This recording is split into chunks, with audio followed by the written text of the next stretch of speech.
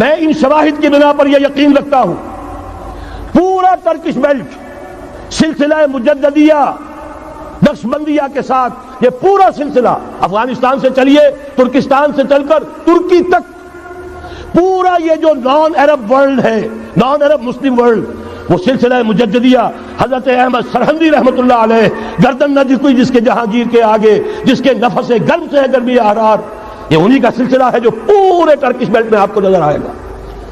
پھر شاہ ولی اللہ جیسا مفکر. بہرحال یہ تمام شواہد ہیں اور میرے لیے تو سب سے بڑے شواہد جو ہے اب وہ احادیث دیکھیے جو حضور نے بیان فرمائی. جب یہ مارکا گرم ہوگا ایک حدیث ہے حضور فرماتے ہیں ابن ماجہ کی روایت ہے حضرت عبداللہ ابن حارث رضی اللہ تعالی عنہ سے یخرج ناس من المشرق یؤتون للمہدی یعنی سلطان ہی. جب اس عالم عرب میں دیکھیے ایک بات میں عرض کر چکا ہوں بڑی تلخ بات ہے عالم عرب ہمارا بہتر حصہ ہے افضل حصہ ہے ان کو اللہ نے فضیلت ہم سے بہت زیادہ دی ہے. سب سے بڑی فضیلت کہ محمد خود صلی اللہ علیہ وسلم عرب تھے یہ رتبہ بلند ملا جس کو مل گیا. پھر مستقل فضیلت اللہ کا کلام ان کی زبان میں موجود ہے مادری زبان. لہذا اگر انہوں نے کوتاہی کی انہوں نے پیٹھ دکھائی بہت بڑے مجرم ہیں اس میں کوئی شک نہیں. اور یہی وجہ ہے یہ سارے ملاحم وہی ہونے ہیں. ایسی ایسی بھاری جنگیں حضور فرماتے ہیں اتنے لوگ ہلاک ہوں گے کہ پرندہ اڑتا چلا جائے گا اترنے کی جگہ نہیں ملے گی لاشیں ہی لاشیں ہوں گی. یہ شکل ہونے والی ہے. اور میں تو چونکہ ایک مضمون اور کتابچے کی شکل میں بھی شائع ہو چکا ہے اس میں کہ حضور کی اس حدیث کے حوالے سے میری امت پر بھی وہ سب کچھ وارد ہوگا جو سابقہ امت پر ہوا اسی کے حوالے سے عرض کر چکا ہوں. اگر اس صدی میں ہولوکاسٹ میں 60 لاکھ یہودی مارا گیا ہے کوئی اسی کا دوبارہ چربہ جو ہے امت مسلمہ پر بھی آنے والا ہے. لیکن اس کے بعد پھر ان کے لیے فوجیں جائیں گی مشرق سے وہاں جو امام ہوں گے جو بھی ان کو لیڈ کر رہے ہوں گے حضرت مہدی.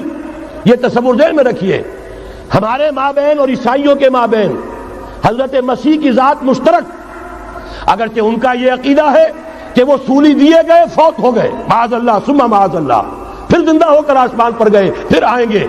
ہم کہتے ہیں نہیں وہ سولی دیے ہی نہیں گئے وہ زندہ آسمان پر اٹھائے گئے واپس آئیں گے. گویا کہ بہت حد تک اشتراک ہے لیکن ایک اختلاف بھی ہے. اسی طرح حضرت مہدی کے بارے میں شیعہ اور سنی تصورات میں اتفاق بھی ہے اختلاف بھی ہے. یقیناً امت مسلمہ امت عرب مجھے تو اقبال کا وہ شعر یاد آتا ہے خون اسرائیل آ جاتا ہے آخر جوش میں توڑ دیتا ہے کوئی موسیٰ طلسم سامری. تو کیا خون اسماعیل جوش میں نہیں آئے گا؟ حضرت اسماعیل کی نسل میں حضور اور حضور کی صاحبزادی حضرت فاطمہ رضی اللہ تعالی عنہا حضور نے فرمایا میری اس بیٹی کی نسل میں اللہ تعالیٰ ایک شخص کو اٹھائے گا جو اس وقت مسلمانوں کی قیادت کرے گا. یہ چیز ہمارے اور اہل تشیع کے مابین مشترک. فرق یہ ہے وہ سمجھتے ہیں کہ ان کے 12ویں امام کہ جو آج سے 1200 برس قبل روپوش ہو گئے تھے وہ ظاہر ہوں گے. ہمارے نزدیک نہیں وہ پیدا ہوں گے نو مولود ہوں گے عام انسانوں کی طرح آئیں گے ہوں گے نسل فاطمہ میں سے رضی اللہ تعالی عنہا اور وہ اس وقت عربوں کی قیادت کریں گے. خون اسماعیل آ جائے گا آخر جوش میں اور کوئی حضرت مہدی وہ آئیں گے اور اٹھیں گے اور قیادت کریں گے دجال سے مقابلہ کریں گے اور اس ملاحم کے اندر قیادت فرمائیں گے. لیکن ان کی مدد کے لیے مشرق سے فوجیں آئیں گی. گویا کہ پہلے مشرقی کسی ملک میں یہ نظام قائم ہو چکا ہوگا کوئی ایسی طاقت وجود میں آ چکی ہوگی کہ جب وہاں بھٹی دہکے گی تو وہاں کے مسلمانوں کی امداد مشرقی ممالک سے جائے گی. اور ایک دوسری حدیث میں یہ تو ترمذی کی روایت ہے کتب حدیث میں تیسرے نمبر پر کتاب یہی ہے صحیح بخاری صحیح مسلم پھر یہ جامع ترمذی. اس میں حضرت ابو ہریرہ سے روایت ہے یخرج من خراسان رایات سود. خراسان میں بتا چکا ہوں حضور کے زمانے کا خراسان افغانستان کچھ حصہ پاکستان کا کچھ روسی ترکستان کی آزاد ریاستیں جو ابھی ہوئی ہیں تھوڑا سا حصہ ایران کا یہ خراسان بزرگ یہ اولڈ گریٹر خراسان. یہاں سے فوجیں چلیں گی سیاہ علم برآمد ہوں گے اور کوئی طاقت انہیں روک نہ سکے گی ان کا منہ پھیر نہ سکے گی یہاں تک کہ وہ ایلیا حضور کے زمانے میں یروشلم کا نام تھا یہاں تک کہ ایلیا میں جا کر نصب ہو جائے. گویا کہ یہ جو ہمارے ہاتھ سے نکلا ہے قبضے سے پہلے بھی عربوں کے ہاتھوں سے نکلا تھا بیت المقدس یروشلم، عرب واپس نہیں لے سکے تھے۔ کرد خون صلاح الدین ایوبی اس نے واپس لیا، عربوں میں دم نہیں رہا تھا، عیاشیوں کی وجہ سے کھوکھلے ہو چکے تھے۔ میں تجھ کو بتاتا ہوں تقدیر امم کیا ہے، شمشیر و سنا اول، طاؤس و رباب آخر۔ یہی وجہ ہے کہ تقریباً 20 صدی کے بعد ان کی حکومت ختم۔ آشمارا حق موت گر خون بھارت بر زمین بر زوال ملک مستعصم امیر المومنین، یہ ہوا کہ نہیں ہوا؟ جبکہ آئے ہیں تاتاری ہورس، اور جنہوں نے کہ آخری خلیفہ بنو عباس اسے محل میں سے نکالا، ایک کھال کے اندر لپیٹ کر اور اپنے گھوڑوں کے سونوں تلے کچل دیا۔ عرب معزول کر دیے گئے تھے، لیکن اب دوبارہ عربوں کو جب سہارا ملا ہے، لیکن اب بھی انہوں نے کہیں اسلام قائم نہیں کیا۔ کوئی روس کا غلام رہا، کوئی امریکہ کا غلام رہا، کسی نے اس کا ساتھ دیا، کسی نے اس کا ساتھ دیا۔ تہذیب ہے تو مغربی، تمدن ہے تو مغربی، وضع میں تم ہو نصارہ تو تمدن میں ہنود، یہ مسلمان ہیں جنہیں دیکھ کے شرمائے یہود۔ یہی معاملہ جب ان کا ہوا تو اب اللہ تعالیٰ کی طرف سے ان کے اوپر وہ عذاب کی بھٹی گرم ہونے والی ہے۔ لیکن اس کے بعد پھر یہاں سے جائیں گے وہ جو ان کی مدد کریں گے، اور یہ ایلیا کو واپس لینے والے، یہ مشرق سے چلنے والے لشکر ہوں گے۔ یہ دو حدیثیں ابھی سن لیجئے، اور تیسری حدیث یہ ہے، حضور نے فرمایا، یہ سنن نسائی کی روایت ہے، قال رسول اللہ صلی اللہ علیہ وسلم عصابتان من امتی احرزهم اللہ من النار، میری امت کے دو لشکر ایسے ہوں گے جنہیں اللہ نے آگ سے نجات دے دی ہے، پہلے ہی سے ڈکلیئرڈ ہے۔ عصابت تغزو الہند، ایک لشکر کے جو ہند پر حملہ آور ہوگا، وعصابت تکون مع عیسیٰ ابن مریم علیہ السلام، اور دوسرا لشکر وہ ہے جو حضرت عیسیٰ کے ساتھ جا کر اور ان کے ساتھ مل کر یہودیوں کے خلاف جنگ کرے گا۔ میں اس حدیث کا جو مطلب سمجھتا ہوں واللہ عالم، یہ اسی علاقے میں جب انقلاب آ جائے گا، یہ علاقہ خراسان اور پاکستان، جب یہاں نظام خلافت قائم ہوگا، یہاں سے اسلام کی توسیع ہوگی، اور یہاں سے جانب مشرق ہند اور جانب مغرب یہ جو یہودیوں کا سیلاب آ رہا ہے، ان دونوں کا مقابلہ کرنے کے لیے انشاءاللہ العزیز، ورنہ یہ عصابتان جو ہے ایک حدیث میں جمع کرنے کی کوئی اور حکمت ہو نہیں سکتی، ورنہ تو ہندوستان پہ کئی لشکر آئے ہیں، لیکن یہ کہ در حقیقت اسی وقت جبکہ عالم عرب میں وہ بھٹی دہکے گی، اسی وقت یہاں انقلاب آ چکا ہوگا۔ ایک طرف یہاں سے مدد کے لیے لشکر جائیں گے کہ جو مسلمان عرب جو ہے ان کی مدد کریں گے، حضرت مہدی کے جھنڈے تلے لڑیں گے، حضرت مہدی کی حکومت کو مستحکم کریں گے، یؤتون للمہدی، دوسری طرف وہ ہندوستان کی طرف پیش قدمی کریں گے، اور یہیں سے جیسے اس وقت سیلاب نکلا تھا جزیرہ نما عرب سے، ایک داہنی طرف ایک بائیں طرف، ایران، افغانستان، ترکستان، ادھر مصر، لیبیا، الجزائر، مراکش، موریتانیہ، اسی طریقے سے انشاءاللہ اسی علاقے سے اس کا آغاز ہوگا اور بات آگے بڑھے گی۔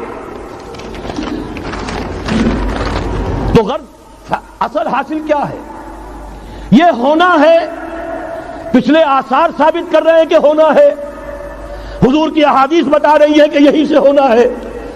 ہوا صرف یہ ہے ہم بھٹک گئے، ہمیں اپنی منزل یاد نہ رہی۔ میں تو بہرحال ان لوگوں میں سے ہوں جنہوں نے نعرے لگائے تھے پاکستان کا مطلب کیا، لا الہ الا اللہ۔ میں سن 46 میں یہاں حبیبیہ ہال میں قائد اعظم نے مسلم اسٹوڈنٹ فیڈریشن کے جس اجلاس کو خطاب کیا تھا، ضلع حصار سے جو 2 ڈیلیگیٹ آئے تھے ان میں سے ایک میں تھا۔ میں نے بہرحال اس تحریک میں بھی حصہ لیا ہے، ایک ننھے کارکن کی حیثیت سے لیا ہے، پھر حالات کو بدلتے اپنے آنکھوں سے دیکھا ہے، ہم کہاں سے کہاں جا پہنچے ہیں۔ ضرورت صرف اس بات کی ہے کہ آج ہمارا حال یہ ہے، ہماری قیادت، ہماری سیاست ان لوگوں کے ہاتھ میں ہے کہ وہ فریب خوردہ شاہی کے پلاح و کرگسوں میں اسے کیا خبر کہ کیا ہے، تب وہ تاب جاویدانہ، ان کی تہذیب مغربی، ان کی ذہنیت مغربی، ان کی وضاقتہ مغربی، ان کا تمدن مغربی، ان کی سوچ مغربی، ان کے سارے اطوار مغربی۔ لہذا در حقیقت ایک تو یہ کہ ان سے چھٹکارا پانا، اور دوسرے یہ کہ در حقیقت مغرب کی تمام طاقتوں کو للکارنے کے لیے اس قوم کے اندر سے جذبہ ایمان، جذبہ جہاد کو برآمد کرنا، یہ 2 کام ہیں جو کرنے ہیں، اور اگر ہم یہ کر لیں گے، جیسا کہ میں نے آیت آپ کو سنائی تھی، اللہ کا کوئی وعدہ غیر مشروط نہیں، ایمان اور عمل صالح، ایمان اور جہاد، یہ وعدے پورے کرو گے تو اللہ کا وعدہ بھی پورا ہوگا۔ لیکن ظاہر بات ہے جیسے یہودیوں نے یورپ کو فتح کیا اور آج وہ مغرب یہودیوں ہی کے زیر اثر ہمیں فتح کرنے پر تلا ہوا ہے۔ آج نوٹ کیجئے، جس طرح 3 اطراف سے یہودیوں نے حملہ کیا یورپ پر، میں اس کا تذکرہ کر چکا ہوں، آج ہم پر بھی اسی طرح کا 3 pronged اٹیک ہے۔ نمبر 1، ایٹمی دانت نہ نکلنے پائیں اس قوم کے، رول بیک کرانے کے لیے خاموش ڈپلومیسی، اس کے ہتھ کنڈے، کہیں ان میں طاقت نہ ہو جائے، کہیں یہ چیلنج کرنے کی پوزیشن میں نہ آ جائیں، اپنے پاس ایٹمک ہتھیاروں کے انبار ہوں، لیکن کسی مسلمان ملک کے پاس آ گیا تو وہ اسلامک بام بن جائے گا۔ اگر وہ اسرائیل کے پاس ہے کوئی حرج نہیں، لیکن پاکستان کے پاس کسی صورت میں ہتھیار نہیں ہونا چاہیے۔ کمزور رکھو، ہمارے دستے نگر رہے، ہماری ہی مرضی پر، ہمارے چشم ابرو کے اشارے پر حرکت کریں۔ نمبر 2، اباحیت، بے حیائی، عریانی، فحاشی، اس کا سیلاب، اور سب سے بڑھ کر خاندانی نظام کو برباد کرنے کے لیے یہ بہبود آبادی کا پروگرام۔ اور دیکھیے جادو وہ جو سر چڑھ کر بولے، مسلمانوں کے ہاتھوں کرا رہے ہیں۔ قاہرہ میں کانفرنس کرائی ہے ایک مسلمان ملک میں، اور یہ کہ اس کو آرگنائز کرنے والی ایک پاکستانی مسلمان عورت۔ یہ ہے در حقیقت کہ وہ لوگ اگر کرنا بھی چاہتے ہیں تو اس کا الزام بھی براہ راست اپنے اوپر نہیں، بلکہ یہ کہ خود کوئی مسلمان ہو جو یہ کام کرے۔ اب جو سیلاب آئے گا، جس کے لیے مدد بھی دی جا رہی ہے، اس سے ہمارے سارے بندے حیا ٹوٹ کر رہ جائیں گے، خاندانی نظام درم برم ہو کر رہ جائے گا۔ جو ابھی تک اللہ کا شکر ہے کہ ہمارے ملک کے اندر انٹیکٹ ہے کچھ اوپر کا طبقہ جو بالکل ہی مغربی تہذیب میں رنگا گیا ہے، ورنہ ہمارے ہاں خاندان کا نظام ابھی انٹیکٹ ہے۔ لیکن یہ کہ یہ سیلاب بھی بڑی شدت سے آ رہا ہے، یہ چیزیں بیک وقت کیوں ہو رہی ہیں؟ اور تیسرا اور سب سے زیادہ سٹل وار، سب سے زیادہ یوں سمجھیے کہ جو لطیف، جو کہ ایک طرح کا احسان جتایا جا رہا ہے، ڈالروں کی اب یلغار۔ اب یہاں پر امریکی سرمایہ، ڈالر چاہے مشرق سے آئے چاہے مغرب سے آئے، وہ یہودیوں کا اعلی کار ہے۔ آپ نے اگر $1 نوٹ کا اگر کبھی نقشہ دیکھا ہو، اس کے اوپر جو سگنیا بنا ہوا ہے، جو نشان ہے، وہ کیا ہے؟ پیرامڈ، احرام مصر۔ یہ کن کے لیے اہمیت رکھتے ہیں؟ ہزارہا یہودیوں کا خون اور ان کی ہڈیاں ان پیرامڈز کے تلے دبی ہوئی۔ جب یہ احرام بنائے گئے تھے، یہ یہودی وہاں غلامی کے دور میں تھے، بیگار ان سے لی جا رہی تھی، بڑے بڑے پتھر جب گرتے تھے تو پسنے والے یہودی ہوتے تھے۔ یہ ان کی اپنی جیسے ہولوکاسٹ، جیسے انہوں نے اس کو اپنا سمبل بنایا ہوا ہے، اسی طریقے سے پیرامڈ، مصر کا پیرامڈ، یہ گویا کہ ان کے اس زوال کا ایک نشان ہے، اور اس پر ایک آنکھ بنی ہوئی ہے، ایک آنکھ، کانے دجال کی آنکھ، وہ دیکھ رہی ہے۔ عجیب ہے یہ سمبل۔ نیچے لکھا ہوا ہے نووس آرڈو سکلورم، اور یہ در حقیقت 1776 جو نیچے لکھا ہوا ہے وہ رومن حروف کے اندر یہ 1776 ہے، جو میں بتا چکا ہوں آرڈر آف ایلومیناٹی وساپ نے قائم کیا تھا۔ عام دنیا یہ سمجھتی ہے کہ شاید یہ امریکہ کا یوم آزادی ہے، سن آزادی ہے۔ 1 مئی اس آرڈر آف ایلومیناٹی کی تاسیس 1 مئی کو ہوئی ہے۔ یہ 1 مئی جو منایا جاتا ہے، دھوکہ یہ دیا گیا ہے کہ یہ شکاگو کے جو مزدور ہیں ان کی یادگار ہے۔ حقیقت میں یہ 1 مئی اور 1776 آرڈر آف دی ایلومیناٹی کی تاسیس کی تاریخ ہے۔ یہ تمام معاملہ سمجھ لیجئے۔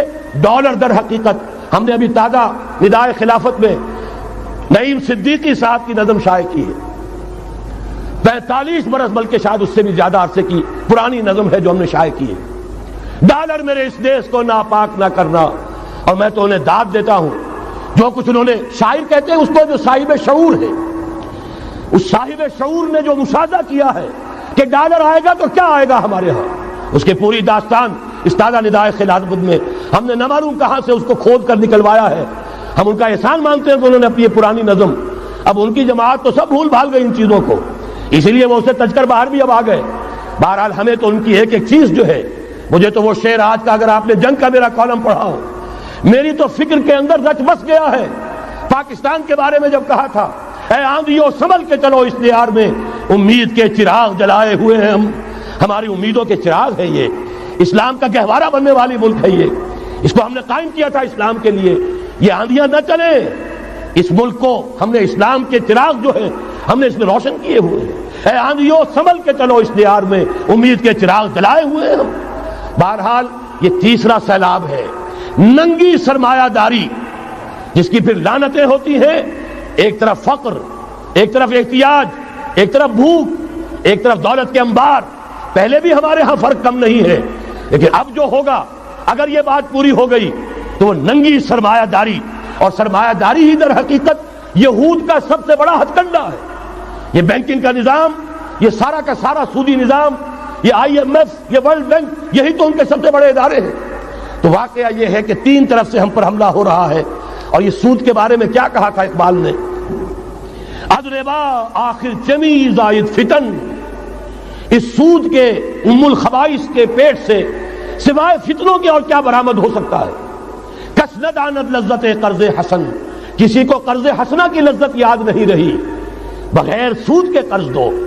تمہارے پاس فاضل رکھا ہوا ہے، کسی بھائی کو دو کہ وہ اپنی معاشی گاڑی کا پہیہ چلا لے، پھر اصل واپس لے لینا۔ اگر اتنی ہمت نہیں ہے کہ ان تصدقوا فهو خیر لکم، صدقہ ہی کر دو تو سب سے اچھا ہے، دے ہی ڈالو اپنا فاضل سرمایہ۔ یسألونک ماذا ينفقون قل العفو، مت رکھو اپنے پاس، یہ گندگی ہے۔ لیکن اگر بڑے ہی کم ہمت ہو تو کم سے کم قرض حسنہ دو، اپنی اصل رقم واپس لینا۔ کس نہ داند لذت قرض حسن، ادربا جاں تیرا دل تو خشت و سنگ، اس لیے کہ سود کے ذریعے سے انسان کے اندر تاریکی پھیل جاتی ہے، دل جو ہے اینٹ کے مانند، پتھر کے مانند سخت ہو جاتا ہے، کٹھور۔ ثم قست قلوبکم فہی کالحجارۃ او اشد قسوۃ، آدمی درندہ بے دندان و چنگ، اور انسان بغیر اس کے کہ بھیڑیوں والے دانت ہوں اور بھیڑیوں والے پنجے ہوں، بھیڑیا بن جاتا ہے۔ بہرحال اب کرنے کا کام کیا ہے اس کو سمجھیے۔ اس پوری صورتحال کا میں نے آپ کے سامنے نقشہ پیش کر دیا۔ ایک طرف مغرب سے نیو ورلڈ آرڈر، جو جیو ورلڈ آرڈر ہے، اس وقت کی سپریم پاور آن ارتھ، امریکہ کی سرپرستی میں بڑی تیزی کے ساتھ حملہ آور ہے۔ دوسری طرف وَمَكَرُوا وَمَكَرَ اللَّهُ وَاللَّهُ خَيْرُ الْمَاكِرِينَ، اللہ کو پامردی مومن پہ بھروسہ، ابلیس کو یورپ کی مشینوں کا سہارا۔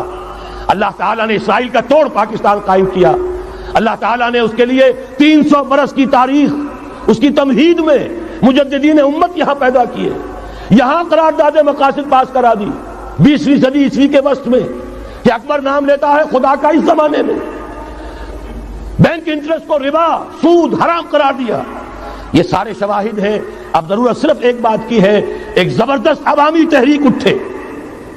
یہ عوامی تحریک کیسی ہو؟ نمبر ایک، فرقہ واریت سے بلند ہو۔ یہ فرقہ واریت جو اس وقت بہت بڑا فتنہ بن گیا ہے، جس کی کشیدگی بڑھتی چلی جا رہی ہے، اس کے اندر اگر ہم قوم کے حیثیت سے اگر ملوث ہوتے چلے گئے، آخری تباہی آ جائے۔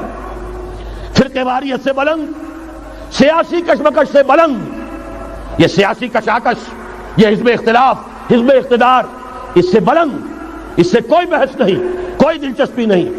علاقائیت یا لسانی قومیت، اپنے دنیاوی حقوق کی فکر مت کرو، بلکہ آخرت کی فکر کرو، اور یہاں اس کی اصل منزل خلافت کے نظام کی فکر کرو۔ ان تمام چیزوں کو پورا کرتے ہوئے یہاں پہ نظام خلافت قائم کیا جائے، یہ ہے واحد علاج۔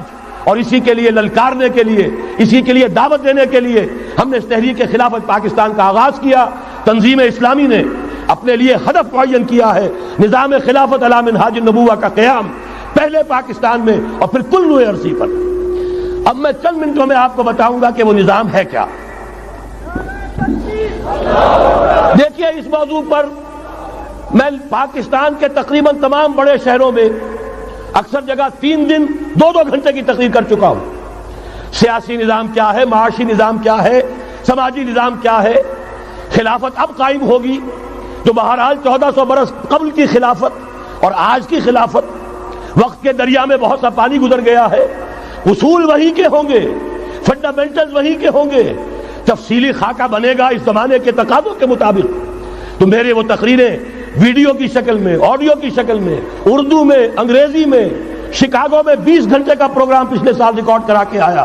اللہ کا فضل ہے کہ وہ پھیل رہا ہے معاملہ۔ اب مغرب میں اذان خلافت بلند ہو رہی ہے، اس کا تذکرہ میں بعد میں کروں گا۔ بہرحال وہ تو تفصیلی بات ہے یہاں میں چند منٹوں میں صرف الجبرا کے اصولوں کی طرح چند باتیں بتا رہا ہوں. جو بھی آپ کا آج نظام ہے 3 شرطیں پوری کر دیجئے وہ خلافت بن جائے گا سیاسی اور دستوری اعتبار سے.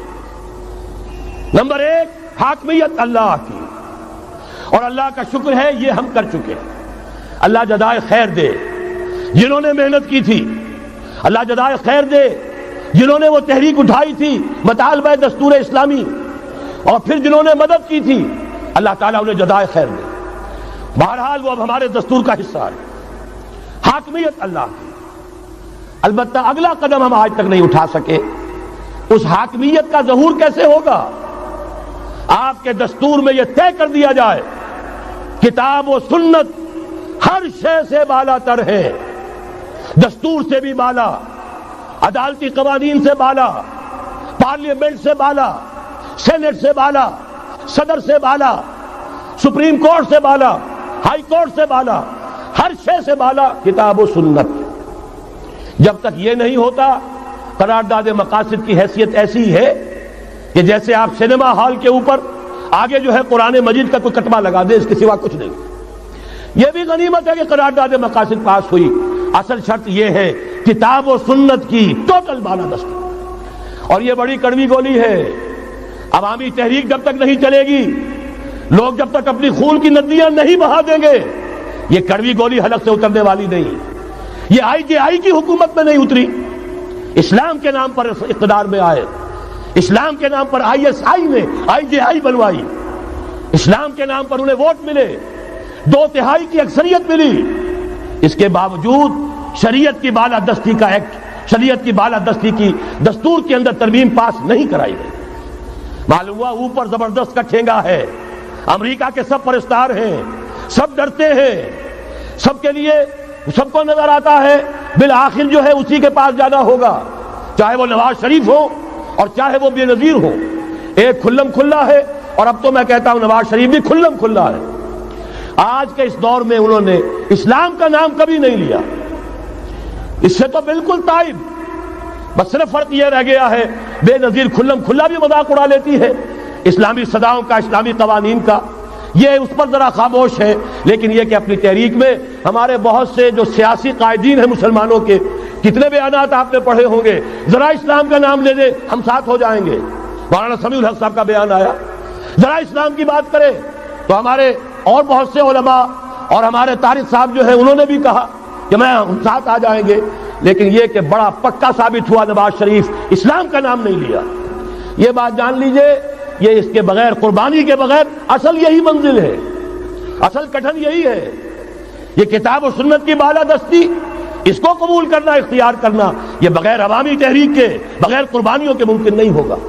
بہرحال دوسری بات یہ، اور تیسری بات، کسی غیر مسلم کو نظام خلافت میں قانون سازی میں شریک نہیں کیا جا سکتا. جس قانون کی بنیاد کتاب و سنت، جو نہ کتاب کو مانے نہ سنت کو مانے، اس کا اس ملک کی قانون ساز اسمبلی میں جانے کا مطلب کیا ہے؟ ان کی علیحدہ اسمبلیاں ہوں، ان کے جو حقوق ہیں مائنورٹیز کی حیثیت سے ان کی گارنٹی دی جائے، ان کی جان، مال، عزت، آبرو کا پورا تحفظ، ان کی پوری مذہبی آزادی، ان کی عبادت گاہوں کی پوری ضمانت، ان کی حفاظت کی، ان کا پرسنل لا ہو، سب کچھ ہوگا. قانون سازی میں غیر مسلم شریک نہیں ہو سکتا. نظام خلافت کی اعلیٰ ترین سطح کی پالیسی بنانے میں غیر مسلم شریک نہیں ہو سکتا. یہ معاملات ہمیں، یہ کڑوی گولیاں ہیں، لیکن صرف 3 گولیاں ہضم کر لیجئے، یہ نظام خلافت کا نظام بن جائے گا. البتہ چوتھی بات اور عرض کر دوں، وہ کہتا ہوں بہتر ہے کہ اس پارلیمانی نظام کی لعنت جو انگریزوں کی وراثت کے طور پر ہمیں ملی ہے، اسے چھوڑ کر صدارتی نظام اختیار کیا جائے. وہ صدارتی نظام جو نظام خلافت سے قریب تر ہے، انہوں نے ہم سے لیا ہے. اقبال نے کہا ہے، ہر کجا بینی جہان رنگ و بو، زاں کے از خاکش برو یا دارزو، یا نور مصطفیٰ اورا بہاش، یا ہنوز اندر تلاش مصطفیٰ. اگر کوئی اچھائی ان کے پاس ہے وہ نور مصطفیٰ سے مانگی ہوئی ہے. یہ خلافت کے نظام کا چربہ ہے. ایک شخص کو منتخب کرو، اب اسے اختیار دو، اس کے ہاتھ کھلے رکھو، اسے کام کرنے دو. ہاں امپیچمنٹ کا نظام ہو، غلط ہو تو اسے سیدھا کرنے کا نظام ہو. اس کے لیے آپ امپیچمنٹ کا نظام آج کی جو امریکہ کی حکومت ہے اس میں بھی ہے. اور کیسا ہے کہ ذرا سا اندیشہ ہوا تھا اور نکسن صاحب جو ہے بھاگ کھڑے ہوئے تھے. تو میرے نزدیک صدارتی نظام اور چھوٹے صوبے، یہ بڑے بڑے صوبوں کی ضرورت نہیں ہے، چھوٹے صوبے ہوں، لوگوں کو سہولتیں ہوں، ہر علاقے کے لوگوں کو معلوم ہو کہ ہمارے معاملات ہمارے اپنے ہاتھ میں ہیں، ان کے اندر کوئی احساس جو ہے محرومی کا پیدا نہ ہونے پائے. اس لیے کہ وہی چیز ہے جو سیاہی گھول دیتی ہے. کون سیاہی گھول رہا ہے وقت کے بہتے دریا میں؟ یہ ساری سیاہیاں جو سندھ میں گھل رہی ہیں، بلوچستان میں گھل رہی ہیں، سرائکی کے علاقے میں گھل رہی ہیں، ان سب کا علاج ہے چھوٹے صوبے بناؤ. لیکن یہ چیزیں خلافت کی شرائط میں سے نہیں ہیں. بہتر بات ہے، دنیاوی اعتبار سے بہتر بات ہے، انتظامی اعتبار سے بہتر بات ہے.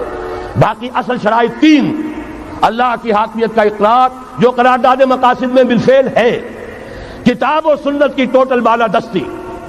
سپریم کورٹ کو اختیار دیجئے، وہاں جا کر کوئی بھی شہری پاکستان کا کوئی بھی عالم دین اگر ثابت کر دے فلاں قانون، فلاں ہدایت، فلاں انسٹرکشن، فلاں کوئی حکم جو دیا گیا ہے کتاب و سنت کے منافی ہے، فوراً کل عدم ہوگا. اور تیسری بات، غیر مسلم پروٹیکٹڈ مائنورٹی ہوں گے، ان کی جان مال عزت آبرو کی حفاظت ہوگی، لیکن یہ کہ وہ برابر کے قانون سازی کے حق میں شریک نہیں ہو سکتے، اس لیے کہ یہاں کتاب و سنت منبع ہے قانون کا جس کو وہ تسلیم نہیں کرتے. اسی طرح یہ معاشی نظام، موجودہ سرمایہ دارانہ نظام، بہت بڑی لعنت، بہت بڑی لعنت، بہت بڑی لعنت. لیکن جیسے آپ کو معلوم ہے، آج ہی ابو جہل کہہ دے لا الہ الا اللہ محمد الرسول اللہ، مسلمان بن جاتا. کلمہ تو ایک ہی تھا نا. ابو طالب کے پاس جب وفد گیا تھا رؤسائے قریش کا، اور انہوں نے کہا تھا کہ اپنے بھتیجے کو روک لو ورنہ اب ہم جو تمہاری بھی رعایت اب نہیں کریں گے، میدان جنگ میں آ جاؤ. ابو طالب نے کہا تھا میرا بھتیجا تم سے کیا مانگ رہا؟ ایک کلمہ، ایک کلمہ لا الہ الا اللہ، اور تو اس کا کوئی مطالبہ نہیں. انہوں نے کہا، ابو سفیان اس وقت تک کیونکہ ابھی کفر میں تھے، شرک میں تھے، انہوں نے کہا وہ ایک کلمہ جو وہ مانگ رہا ہے وہ ہمارے سارے معبودوں کی نفی کر دیتا ہے. وہی تو سب سے بڑی مصیبت ہے. تو میں آپ کو بتا رہا ہوں، تین چیزیں اس سرمایہ دارانہ نظام میں سے نکال دیجئے، یہ اسلامی نظام بن جائے گا. تفصیل میں جانے کا موقع نہیں ہے، میں فارمولہ دے رہا ہوں. تفصیل میں نے عرض کیا، میرے کیسٹس ہیں، کتابیں ہیں، وہ خطبات خلافت اب کتابی شکل میں بھی آ جائیں گے، انگریزی میں ویڈیو کیسٹ ہے، اردو میں ہے، بڑے بڑے شہروں میں خطبات دے چکا ہوں، مواد موجود ہے. لیکن اس وقت فارمولہ بتا رہا ہوں، تین چیزیں نکال دیجئے. نمبر ایک، سود نکال دیجئے. اس میں بھی اللہ کے فضل و کرم سے پیش رفت ہمارے ہاں ہوئی. فیڈرل شریعت کورٹ نے فتویٰ دیا اور اتنا زبردست ججمنٹ لکھا ہے، پوری دنیا کے لیے رہنمائی کا ذریعہ بن جائے گا. یہی وجہ ہے کہ مجھے معلوم ہوا ہے موجودہ حکومت نے اس کی اشاعت روک دی ہے. باہر کے ممالک سے ڈیمانڈ. میں جب انگلستان میں تھا ابھی 2 مہینے قبل، وہاں کچھ لوگوں کے سامنے تذکرہ کیا، انہوں نے کہا ہمیں منگا کے دیجئے، بنگلہ دیش کے مسلمان تھے، ہمیں منگا کے دیجئے. میں نے یہاں لکھا، معلوم ہوا کہ نہیں، وہ مل ہی نہیں رہا، بلکہ کہہ دیا گیا اسے مت چھاپو، اس کی اشاعت بند ہو، اس لیے کہ وہ کلمہ خیر کہیں پھیل نہ جائے. یہودی کا اگر علاج ہے، جیسے آپ نے سنا تھا بچپن میں کہانیاں، دیو کی جان ایک طوطے کی گردن میں ہے، طوطے کی گردن مروڑ دو گے دیو مر جائے گا. یہودی کی جان سود میں ہے. یہ سارا ہتھ کنڈا اس کا جو ہے، جو ورلڈ ڈومینیشن یہودی چاہ رہا ہے، وہ مالیاتی نوعیت کی ہے. وہ اپنی حکومت قائم نہیں کرنا چاہتا. حکومت کے تو بڑے کھکھیڑ ہوتے ہیں، بڑی ذمہ داریاں ہوتی ہیں، لوگوں کی تنقیدیں سننی پڑتی ہیں، بھوکے بھیڑیے کبھی ٹوٹ پڑتے ہیں. لہذا ان کو چھوڑو، حکومت وہ خود کریں. ہاں وہ محنت کریں حیوانوں کی طرح، ملائی ہمارے پاس آتی چلی جائے، زندہ رہنے کی حد تک تو ان کو دیں گے. جیسے تانگے والا گھوڑے کو بھی آخر دانہ تو ڈالتا ہے کہ اگلے دن پھر اسے جوتنا ہے تانگے کے اندر، لیکن اصل کمائی تو اس کی ہے جو ہو رہی ہے. صرف یہ مالیاتی نظام اور اس کا ایک ہی لفظ کے اندر توڑ ہے، سود ختم اور یہود کی گویا کہ جان نکل جائے گی. یہی وجہ ہے جیسے ہی فیڈرل شریعت کورٹ کا فیصلہ آیا تھا، وہ جو کوئی چیزیں پائپ کے اندر پڑی ہوئی تھی مدد کی، وہ بھی روک لی گئی. یہ قوم کدھر جا رہی ہے؟ یہ تو ہمارے ہاتھ سے نکلی جا رہی ہے. اور جب تک کہ اس کے خلاف IJI کی حکومت کو سپریم کورٹ میں اپیل میں نہیں پہنچا دیا، اس وقت تک یہ ہے $1 جو ہے کہیں سے ادھر سے ادھر ہلنے نہیں دیا. یہ ہے حقائق، اصل میں ان کو سمجھ لیجیے. سود نکال دیجئے، جوا، اسپیکولیشن، فارورڈ ٹریڈنگ کی وہ ساری صورتیں جو صرف بیع سلم ایک جائز ہے، باقی ساری صورتیں حرام ہیں، ان کو نکال دیجئے اور جاگیرداری ختم کر دیجئے۔ جاگیرداری ختم کرنے کے لیے حضرت عمر کی شمشیر لانی ہوگی، شمشیر فاروقی۔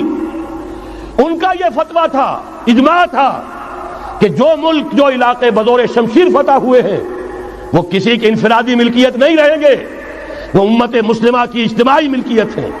کوئی انچ زمین، اسی وجہ سے ہمارے ہاں فرق ہے خراجی اور عشری۔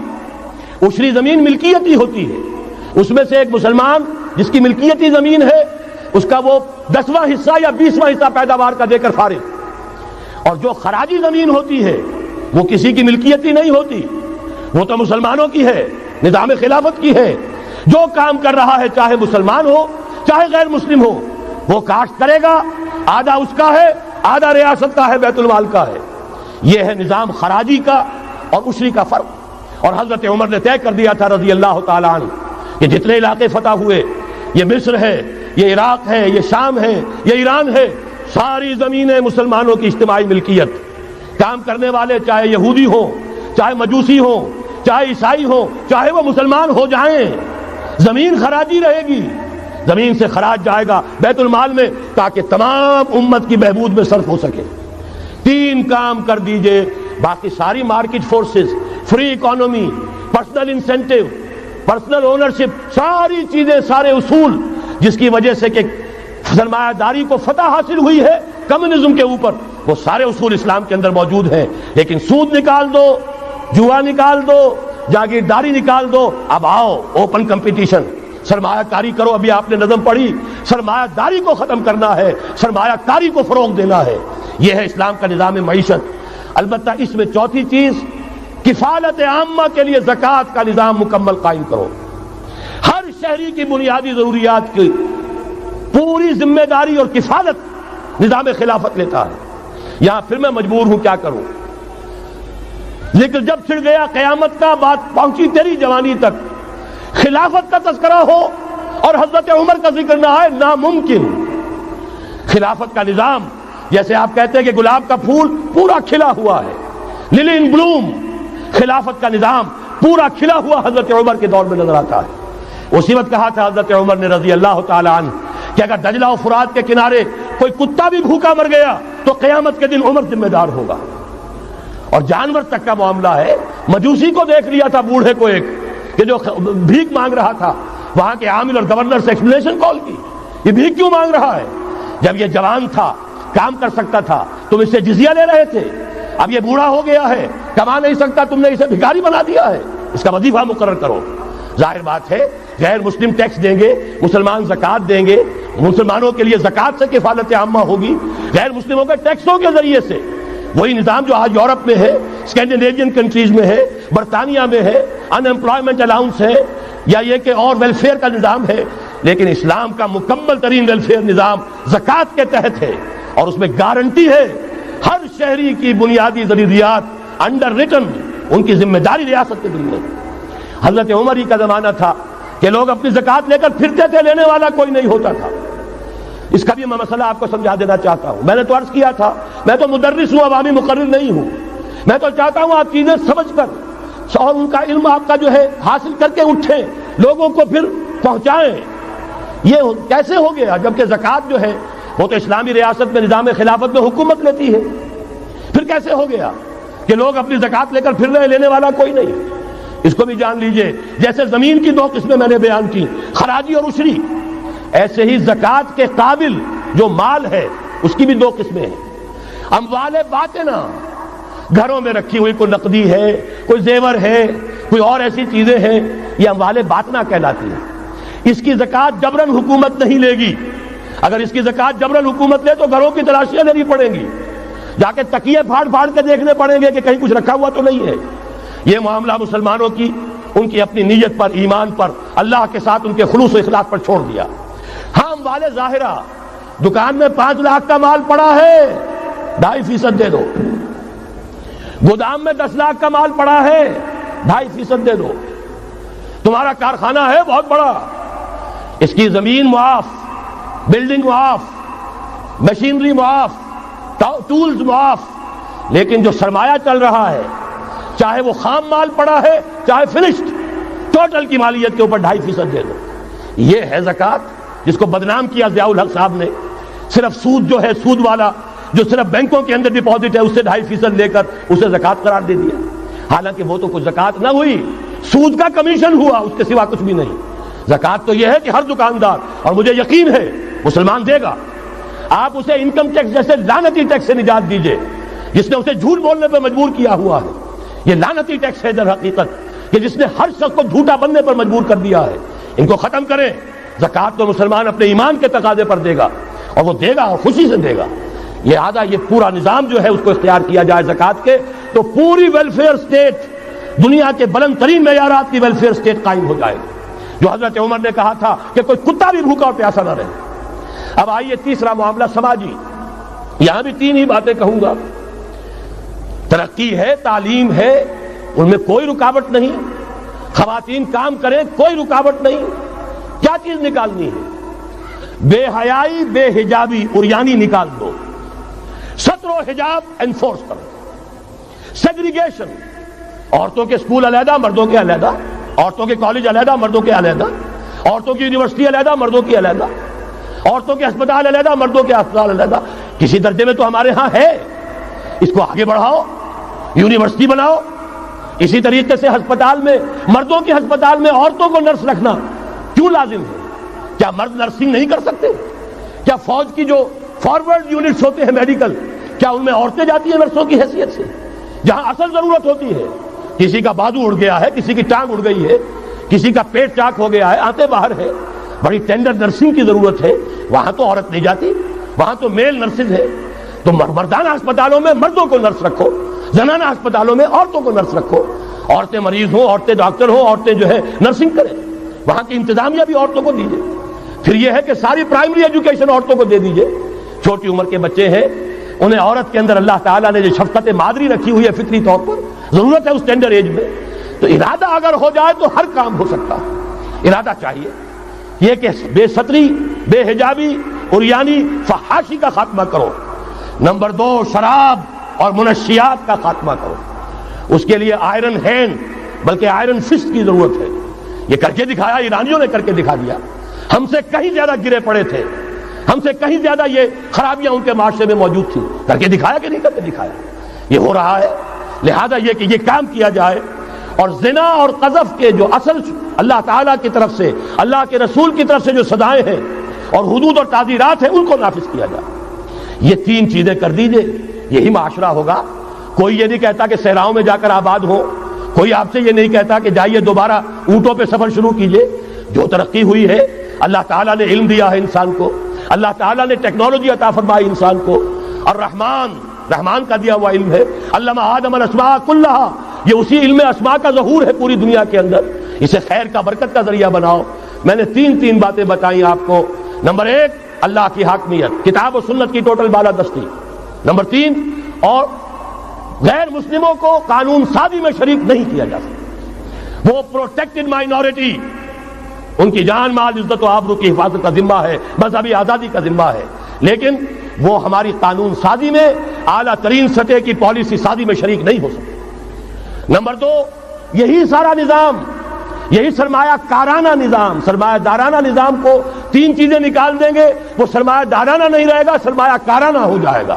یہ سرمایہ کارانہ نظام، سود نکال دو، جوا نکال دو، جاگیرداری ختم کر دو، یہی رحمت ہو جائے گی. اللہ کی ربوبیت عامہ، ربوبیت کاملہ کے آپ کو منظر نظر آئیں گے. جاگیرداری کا خاتمہ کر دیجئے. اسی طریقے سے بے حجابی، فحاشی، عریانی.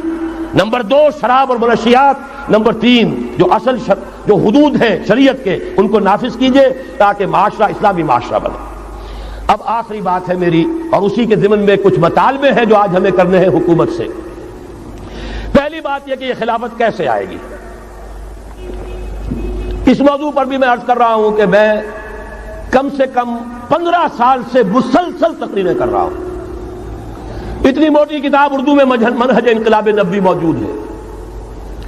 اس کے موضوع پر انگریزی میں کیسٹ، اردو میں cassette, video cassette, audio cassette, میری طرف سے مواد پورا موجود ہے. پہلا مرحلہ کیا ہے؟ غور سے سنیے، اس لیے کہ اس کے مخاطب اب آپ ہیں براہ راست ہر فرد۔ خلافت کا نظام قائم کرنا ہے تو پہلے اپنی ذات میں خلیفہ بنیے۔ اللہ نے آپ کو ایک جسم دیا ہے، زبان دی ہے، آنکھیں دی ہیں، کان دیے ہیں، یہ سب آپ کے پاس اللہ کی امانت ہے، ان پر اللہ کی حکومت قائم کی۔ اپنے وجود پر اپنے گھر میں خلافت قائم کیجئے، آپ خلیفہ بن جائیں، آپ نظام اللہ کا نافذ کریں اپنے ذات پر، اپنے وجود پر، اپنے گھر میں، اور ساتھ ہی انفرادی سطح پر طے کر لیجئے سورہ حدید کی آیت نمبر 7، آمنوا باللہ ورسولہ وانفقوا مما جعلکم مستخلفین فیہ، جس چیز میں اللہ نے تمہیں خلافت عطا کی ہے، دولت دی ہے، مال دیا ہے، جائیداد دی ہے، اولاد دی ہے، ذہانت دی ہے، فطانت دی ہے، خطابت دی ہے، جو دیا ہے لگا دو، کھپا دو، خرچ کر دو اللہ کے دین کے لیے۔ یہ ہے پہلی خلافت۔ اپنے وجود پر اللہ کی حکومت قائم کرو، اپنے گھر میں اللہ کی حکومت قائم کرو، اپنی معاشرت اسلامی بناؤ، اپنے معاش کو اسلامی بناؤ، اور جو کچھ اللہ نے دیا ہے، جسم و جان کی توانائیاں ہوں، صلاحیتیں ہوں، قوتیں ہوں، مال ہو، اولاد ہو، لگا دو، کھپا دو، صرف کر دو اللہ تعالیٰ کے دین کے غلبے کے لیے۔ یہ ہے انفرادی خلافت۔ جان لیجئے جب تک افراد اس خلافت کا حق ادا نہیں کریں گے، اجتماعی خلافت کبھی نہیں آئے گی۔ آرزویں کرتے رہیے، لیس بامانیکم ولا امانی اہل الکتاب، نہ تمہاری خواہشوں سے کچھ ہوگا نہ اہل کتاب کی خواہشوں سے ہوگا۔ انہوں نے بھی کیا ہے تو بڑے پاپڑ بیل کر کیا ہے جو کچھ کیا ہے، اور تمہیں بھی کرنا ہوگا تو بڑی طاقت صرف کر کے اور محنت کر کے قربانیاں دے کر کرنا ہوگا۔ یہ محض دعاؤں سے بھی نہیں ہو سکتا، دعائیں منہ پر دے ماری جاتی ہیں۔ جو کچھ کر سکتے ہو کر گزرو، پھر دعا مانگو، دعا قبول ہوگی۔ اگر یہ نہیں ہے تو دعا منہ پر دے ماری جائے۔ لہذا اگر کام کرنا ہے، تیسری بات، محض دعوت و تبلیغ اور نصیحت اور وعظ سے نہیں ہوگا۔ اگر محض دعوت اور تبلیغ اور تعلیم اور تربیت اور وعظ اور نصیحت سے ہو جاتا تو حضور صلی اللہ علیہ وسلم مسلمان تو کجا کسی کافر کے خون کا ایک قطرہ زمین پر نہ گرنے دیتے۔ آپ سے زیادہ رؤوف اور رحیم کون ہوگا؟ لیکن آپ نے بھی ہاتھ میں تلوار لی ہے۔ وانزلنا الحدید، ہم نے لوہا اتارا ہے، فیہ باس شدید، اس میں جنگ کی صلاحیت ہے، ومنافع للناس، لوگوں کے لیے اور فائدے بھی ہیں۔ توا پر ہاتھ پھکنی چمٹا بھی بنا لیتے ہو، لیکن اصل میں یہ ہے جنگ کے اسلحہ کے لیے، اور یہ تمہیں اس لیے دیا گیا وَلِيَعْلَمَ اللَّهُ مَن يَنصُرُهُ وَرُسُلَهُ بِالْغَيْبِ، کون ہے جو اس ہتھیار کو ہاتھ میں لے کر کھڑے ہوں اور اللہ اور اس کے رسولوں کی مدد کرے۔ اللہ اور رسول کی مدد سے مراد کیا؟ اس کا نظام خلافت قائم۔ تو محض دعوت و تبلیغ سے نہیں ہوگا، اور انتخابات سے تو بالکل نہیں ہوگا۔ یہ تو یوں سمجھیے کہ واقعہ یہ ہے کہ اگر آپ مجھ سے پوچھیں، سب سے بڑا صدمہ جو مجھے ہے، سب سے بڑا صدمہ وہ ان مذہبی جماعتوں کے کردار کی وجہ سے ہے جنہوں نے اس ملک میں آ کر سیاست کی کشاکش اور انتخابی سیاست کے اندر اپنا سارا وقت، ساری توانائیاں ضائع کر دی۔ کچھ حاصل نہیں ہوا، گھٹی میں ایسا پڑ گیا ہے، کچھ چسکے ایسے لگ گئے ہیں، کچھ وی آئی پی ٹریٹمنٹ۔ میں نے بھی 2 مہینے مزہ چکھا، اس لیے جانتا ہوں اللہ تعالیٰ جو ہے اس طرح کے تجربات کرا دیتا ہے، ورنہ کیسے اندازہ ہو؟ وی آئی پی علیحدہ اتر رہے ہیں، آپ کے لیے گاڑی آپ کے بالکل دروازے پر کھڑی ہوئی ہے، سیڑھی سے اترے آپ جہاز کے اور گاڑی موجود ہے، یہ ساری وی آئی پی ٹریٹمنٹ مل رہا ہے۔ اور یہ کوریڈورز آف پاور میں گھومنا پھرنا، ان جاگیرداروں کے ساتھ بیٹھنا، ان کے سے ولیمے کرنا، ان کے سے ٹھاٹ، ظاہر بات ہے ان کے ولیموں میں جائیں گے تو انہیں بھی بلائیں گے، ویسے ہی کرنے پڑیں گے، پھر لاکھوں کروڑوں آپ بھی خرچ کریں گے۔ یہ ساری لعنتیں جو آئی ہیں مذہبی جماعتوں کے اندر، یہ صرف اس انتخابی سیاست کی وجہ سے۔ میں بڑے صدمے سے عرض کر رہا ہوں، واقعہ یہ ہے میرے نزدیک اس ملک میں اسلام کے نہ آنے کا پہلا مجرم مسلم لیگ نہیں ہے، پہلی مجرم وہ جماعتیں ہیں جنہوں نے اپنا سارا وقت انتخابی سیاست میں اور اقتدار کی کشاکش میں صرف کر دیا۔ مسلم لیگ کا بہت بڑا احسان، قائد اعظم کا بہت بڑا احسان، انہوں نے آپ کو ملک لے دیا۔ اس سے زیادہ کا نہ ان کا دعویٰ تھا، نہ ان سے توقع ہو سکتی تھی۔ پیر جماعت علی شاہ نے یہ کہا تھا، میں ان کے قول کا بہت بڑا قائل ہوں، ان کی ذہانت اور فطانت کا۔ جب ان سے کہا گیا ہے رحمت اللہ علیہ کہ آپ اتنے بڑے، آپ مقتدا ہیں، مرشد ہیں، اتنی بڑی روحانی شخصیت ہے، ایک داڑھی مولے کے ہاتھ پر بیعت کر لی آپ نے، اشارہ تھا قائد اعظم کی طرف۔ حضرت پیر جماعت علی شاہ رحمۃ اللہ علیہ نے فرمایا بھائی میں نے اس کے ہاتھ پر بیعت نہیں کی، میرا تو مقدمہ ہے ایک قومی مقدمہ ہے ہندو قوم کے ساتھ، اور مجھے اس مقدمے کے لیے ایسا وکیل چاہیے جس میں دو وصف موجود ہو، مہارت پوری ہو، قانون کو جانتا ہو، ماہر ہو، اور دوسرے یہ کہ بکنے والا نہ ہو۔ میں نے اپنے قومی مقدمے کے لیے وکیل کیا ہے محمد علی جناح۔ ظاہر بات ہے 100% بات صحیح، اور ان کے اس کردار کو دشمنوں نے مانا، نہرو نے، گاندھی نے، ان کے بڑے بڑے دشمنوں نے مانا۔ یہ شخص جو کہتا ہے he means what he says، یہ جو کہتا ہے وہی اس کے دل میں ہوتا، اس کے ہاں کوئی ہیر پھیر نہیں ہے۔ بہرحال انہوں نے ملک لے دیا، یہ بہت بڑا احسان۔ آگے کام تھا رجال دین کا۔ رجال دین یا تو لگے رہے صرف اپنے مدرسوں میں اور خانقاہوں میں، تبدیلی کا احساس ہی نہیں ہوا کہ کتنا بڑا انقلاب آ گیا ہے، اب ہم انگریزی دور میں نہیں ہیں، اب یہ ایک مسلمانوں کی حکومت بن گئی ہے، اب تو توانائی ہونی چاہیے اس کو اسلامی بنانے کے لیے۔ اور جو جماعتیں چلی گئی انتخابات میں، واقعہ یہ ہے کہ سب سے گھناؤنا کردار اور اس ملک میں اسلام کے آنے میں جو بھی رکاوٹ رہی ہے، سب سے بڑا فیصلہ کل رکاوٹ کا معاملہ ان مذہبی جماعتوں کا کردار۔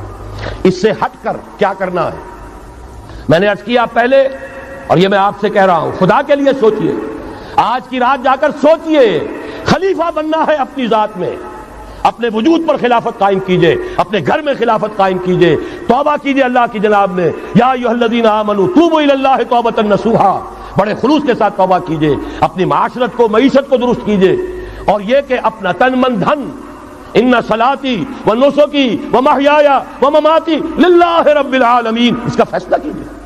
یہ پہلا مرحلہ ہے بڑا کڑوا، بڑا بھاری، لیکن یہ بھی میں آپ سے عرض کر دوں، جو ارادہ کر لے اس کے لیے بہت آسان، اللہ تعالیٰ کی مدد آتی ہے۔ تم کرو ہمت، توفیق ہم دیں گے، تم کرو فیصلہ، تحصیل ہماری طرف سے ہوگی، آسانی ہماری طرف سے ہوگی۔ فَسَنُيَسِّرُهُ لِلْيُسْرَىٰ، آسانی کے لیے آسان کرتے چلے جائیں گے۔ جو پہاڑ نظر آتے ہیں شروع میں، معلوم ہوتا ہے پہاڑ نہیں، ریت کے ٹیلے تھے، ہمارے قدموں تلے بکھر کر رہ گئے ہیں۔ کر کے دیکھیے، ارادہ کیجئے، عزم کیجئے، طے کیجئے، ان صلاتی و نسکی و محیای و مماتی للہ رب العالمین، اور میرے پاس جو کچھ ہے وہ میرے خدا کا ہے، مجھے اسی کے لیے صرف اپنی زندگی کا تار برقرار رکھنے کے لیے جو ناگزیر ضرورت ہے وہ پوری کرو، باقی لگا دو، کھپا دو۔ آمنوا باللہ ورسولہ وانفقوا مما جعلکم مستخلفین فیہ، جس چیز میں خلافت دی ہے خرچ کر دو۔ دوسرا مرحلہ، یہ خلفاء، ابھی انصاری صاحب نے وہ آیت آپ کو سنائی تھی، ثم جعلناکم خلائف، خلائف جمع ہے خلیفہ کی، ہر مسلمان خلیفہ ہے، یہ سمجھ لیجیے اچھی طرح۔ وہ تو صرف یہ ہے کہ جیسے یہ جو کافرانہ نظام ہے جمہوریت کا، جو مادہ پرستانہ انسانی حاکمیت کی بنیاد پر، اس میں بھی ہر شہری حاکم ہوتا ہے، اپنے ووٹ کے ذریعے سے وہ اپنی حاکمیت کا اختیار منتقل کرتا ہے، وہ نمائندہ بن کر آتا ہے، گویا کہ انہوں نے اپنی حاکمیت ڈیلیگیٹ کی ہے اس شخص کو، اس صدر کو، چاہے وہ بش تھا اور چاہے وہ کلنٹن ہے، ورنہ حاکمیت تو پاپولر ہے، عوام کی ہے۔ اسلام میں خلافت عوام کی ہے، لیکن عوام مسلمان جو اللہ کو ماننے والے ہیں ان کی خلافت ہے، اور ان کی خلافت پہلے وہ اپنی ذات میں خلیفہ بنیں گے، پھر اپنی خلافت کا ایک حصہ ایک خلیفہ کو منتقل کریں گے۔ جب تک خلافت نہیں ہوتی ایک جماعت کے امیر کو منتقل کریں گے وہی حصہ۔ علیکم بالجماعہ، طاقت بنو، قوت بنو، علیکم بالجماعہ، ید اللہ علی الجماعہ، اللہ کی تائید، اللہ کی نصرت، اللہ کی طرف سے برکت جماعت پر آتی ہے، افراد پر نہیں آتی۔ جمع ہو جاؤ۔ حضرت عمر نے تو جو اثر نقل فرمایا وہ آخری درجے کا ہو سکتا ہے، لا اسلام الا بالجماعہ، ولا جماعہ الا بالامارہ، ولا امارہ الا بالسماع، ولا سماع الا بالاطاعہ۔ اسلام ہے ہی نہیں جماعت کے بغیر، اور جماعت نہیں ہے امارت کے بغیر، امارت بغیر اس کے بغیر نہیں ہو سکتی کہ ان کا حکم سنو، اور سننے کا کچھ حاصل نہیں جب مانو نہ۔ اسی لیے فرمایا آمرکم بخمس، مسلمانوں میں تمہیں 5 باتوں کا حکم دے رہا ہوں، اللہ امرنی بہن، اللہ نے مجھے ان کا حکم دیا ہے، بالجماعت والسمع والطاعت والہجرت والجہاد فی سبیل اللہ۔ تفصیل میں جانے کا موقع نہیں۔ دوسرا مرحلہ جماعت، ہم نے اسی اصول پر تنظیم بنائی، ہم نے اسی لیے اس کی بیعت کا نظام قائم کیا۔ نحن الذین بایعوا محمدا علی الجہاد ما بقینا ابدا، صحابہ کہتے بایعنا رسول اللہ صلی اللہ علیہ وسلم علی السمع والطاعت فی العسر والیسر والمنشط والمکرہ وعلی حسرۃ علینا وعلی لا ننازع الامر اہلہ وعلی ان نقول بالحق اینما کنا لا نخاف فی اللہ لومۃ لائم۔ پھر صدمے کی بات کہہ رہا ہوں، کوئی مذہبی جماعت سوائے تنظیم اسلامی کے نہیں ہے جس نے اس مسنون طریقے تنظیم کو اختیار کیا ہو۔ اللہ کا شکر ادا کرتے ہوئے کہہ رہا ہوں، تحدیثاً للنعمہ کہہ رہا ہوں، اس بیعت کی سنت کو تازہ کیا ہم نے، جماعت بنائی ہم نے۔ ہمارے ہاں بیعت رہ گئی تھی صرف پیری مریدی کی بیعت، صرف اصلاح نفس کی بیعت۔ اصل بیعت وہ در حقیقت جو مسنون بیعت ہے وہ بیعت جہاد ہے، وہ بیعت جماعت ہے، تاکہ اللہ کے دین کو قائم کرنے کے لیے، خلافت کو برپا کرنے کے لیے اجتماعی جد و جہد کی جا سکے۔ اس کے بعد یہ جماعت کیا کرے گی؟ وَلْتَكُن مِّنكُمْ أُمَّةٌ يَدْعُونَ إِلَى الْخَيْرِ وَيَأْمُرُونَ بِالْمَعْرُوفِ وَيَنْهَوْنَ عَنِ الْمُنكَرِ۔ انتخابات نہیں لڑے گی، کسی کو کندھا دے کر اوپر نہیں پہنچائے گی، پھر اس کی ٹانگ گھسیٹ کر نیچے نہیں گرائے گی۔ یہ دھندے نہیں کرنے، یہ کھیل نہیں کرنے، ادھر جانا ہی نہیں۔ یہ تو ایک ہی تھیلی کے چٹے بٹے، یہ ایک ہی نظام، دونوں امریکہ کے یکساں غلام، دونوں جو ہے اسی سیکولرزم کا دودھ پی کر، سود کا دودھ پی کر کوئی جمع ہوا ہے، اور کوئی جاگیرداری کی گھٹیاں اس کی گھٹی میں پڑی ہوئی ہیں، یہ اس کی پیداوار ہے۔ ان میں سے کسی کے ساتھ کوئی خیر نہیں ہے، لیکن یہ ہے کہ الیکشن تو جب بھی کراؤ گے وہی آئیں گے۔ لاکھ آپ تیسری قوت بننے کی امید میں ایئر مارشل اصغر خان بوڑھے ہو گئے، دور اسکار ہوئے، از عمر رفتہ ہوئے۔ اب قاضی حسین احمد صاحب تیسری قوت بننے کی فکر میں آئے تھے، کبھی وہ طاہر القادری صاحب تیسری قوت بننے کی فکر میں آئے تھے۔ جب تک یہاں جاگیردارانہ نظام ہے، کون سی تیسری قوت آ سکتی ہے؟ مت ماری گئی ہے، عقلیں جو ہے بیچ کھائی ہیں، کیا ہوا ہے؟ کبھی تو آخر ہوش آنا چاہیے۔ یہ وہی آئیں گے، ایک لغاری نہیں دوسرا لغاری، ایک مداری نہیں دوسرا مداری، یہ تو وہی آئیں گے، انہی کا کھیل ہے۔ ایک بہت بڑا تمندار سر جمال خان لغاری، اس کا پوتا آج ہے آپ کا صدر۔ ایک اور بہت بڑا تمندار، دونوں سر تھے، سر شاہ نواز بھٹو، اس کی پوتی وزیر اعظم۔ یہ تو ان کا جو ہے میوزیکل چیئرز کا گیم ہے۔ تم نے خامخواہ جا کر اپنے آپ کی اپنی عزت کا بھی ڈھیلا کرایا، اپنی جو ہے وہ اوقات ضائع کیے ہیں۔ اس کی بجائے کرنا کیا ہے؟ نہیں عن المنکر، بدی سے روکو۔ جب تک طاقت نہیں ہے کافی، طاقت فراہم کرتے رہو، جمع کرو۔ اعدوا لهم ما استطعتم، اپنی نفری بڑھاؤ، تربیت بڑھاؤ، ایثار اور قربانی کا مادہ بڑھاؤ، نظم کی پابندی کا جذبہ بڑھاؤ، بڑھاتے رہو بڑھاتے رہو۔ با نشہ درویشی در ساز و دمادم زن، چون پختہ شوی خدرا بر سلطنت جم زن۔ جب طاقت کافی ہو جائے اب میدان میں آؤ، للکارو، کہو اب نہیں چلنے دیں گے اس حرام کام کو، نہیں چلنے دیں گے اس ملک میں سود کو، نہیں چلنے دیں گے اس ملک میں جاگیرداری کو، نہیں چلنے دیں گے یہاں بے حیائی اور فحاشی کو۔ گھیراؤ کریں گے، پکیٹنگ کریں گے، کسی کی جان اور مال کو نقصان نہیں پہنچائیں گے، اداروں کا گھیراؤ ہوگا، ان تمام چیزوں کی برائیوں کا استحصال ہوگا۔ پھر گولیاں چلے، سینوں پر کھائیں گے، اللہ وہ دن لائے اور ہمیں اس کے لیے اہل بنائے۔ شہادت ہے مطلوب و مقصود مومن، نہ مال غنیمت نہ کشور کشائی، اس کے سوا کوئی راستہ نہیں ہے۔ اس کے بغیر جو بھی خواب دیکھتا ہے جنت الحمقاء میں رہتا ہے، یا اپنے آپ کو دھوکہ دے رہا ہے، یا دوسروں کو دھوکہ دے رہا ہے، اور کوئی امکان نہیں ہے۔ ایک ہی راستہ ہے۔ اگر محمد الرسول اللہ اور ان کے ساتھیوں کو انہی وادیوں میں سے گزرنا پڑا، اگر طائف کا پتھراؤ محمد الرسول اللہ کو اپنے جسم اطہر پر جھیلنا پڑا، دندان مبارک محمد الرسول اللہ کے شہید ہوئے، خون کا فوارہ ان کا چھوٹا، سینکڑوں صحابہ جن میں حضرت حمزہ جیسے بھی ہے، اسد اللہ و اسد رسول، جن کی لاش کا نقشہ ابھی آپ نے سنا، ناک کٹی ہوئی ہے، کان کٹا ہوا ہے، پیٹ چاک کر کے کلیجہ چبایا گیا ہے۔ حضور کو جو صدمہ ہوا ہے، مدینے جب واپس گئے ہیں، انصار کے گھروں سے عورتوں کے بین کرنے کی آوازیں آئیں، اس وقت تک حرمت نہیں ہوئی تھی، اور عربوں کا رواج تھا جیسے ہمارے ہاں دیہات میں جس طرح خواتین نوحے کرتی ہیں، بین کرتی ہیں، اس وقت تک وہاں ان کے ہاں بھی رواج تھا، تو وہاں ہو رہا تھا۔ 70 صحابہ شہید ہوئے تھے۔ وہ کوئی ہر شہید کسی کا بیٹا تھا، کسی کا شوہر تھا، کسی کا بھائی تھا، کسی کے ساتھ کوئی اور رشتہ تھا، پورا مدینہ جو ہے ماتم کدا بنا ہوا تھا۔ اس وقت حضور کی زبان سے بھی الفاظ نکل گئے، اما حمزہ تو فلا بواکی لہو، ہائے حمزہ کے لیے تو کوئی رونے والیاں بھی نہیں۔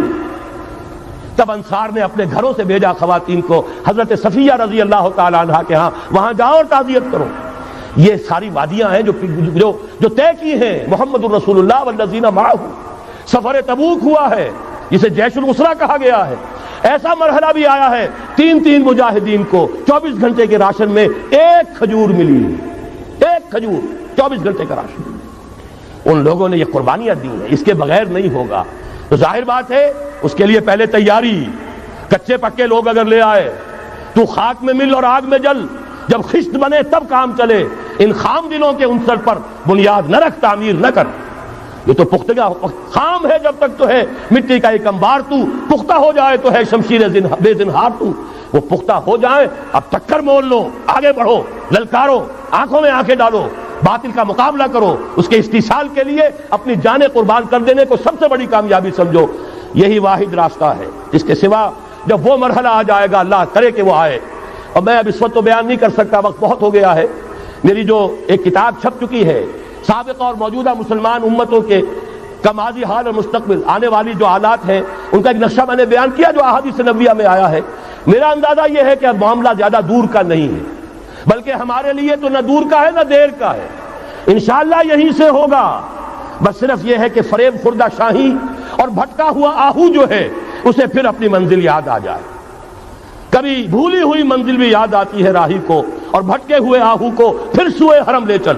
اس کے لیے وہ رہنمائی درکار ہے، آپ میں سے ہر شخص رہنما بن کر اٹھے، اس دعوت کا مبلغ بن کر اٹھے، جیسے کہ حضور نے اپنے خطبے کے آخر میں فرمایا تھا فَلْيُبَلِّغِ الشَّاهِدُ الْغَائِبَ۔ اب جو یہاں موجود ہیں وہ اپنا فرض سمجھیں کہ دوسروں کو پہنچائیں گے۔ اس حوالے سے یہ ہے کہ ہمارا لٹریچر، ہمارے ویڈیوز، آڈیوز، وہ ہم ہر میدان میں موجود ہے، چیزیں استعمال کیجئے۔ اب میں چند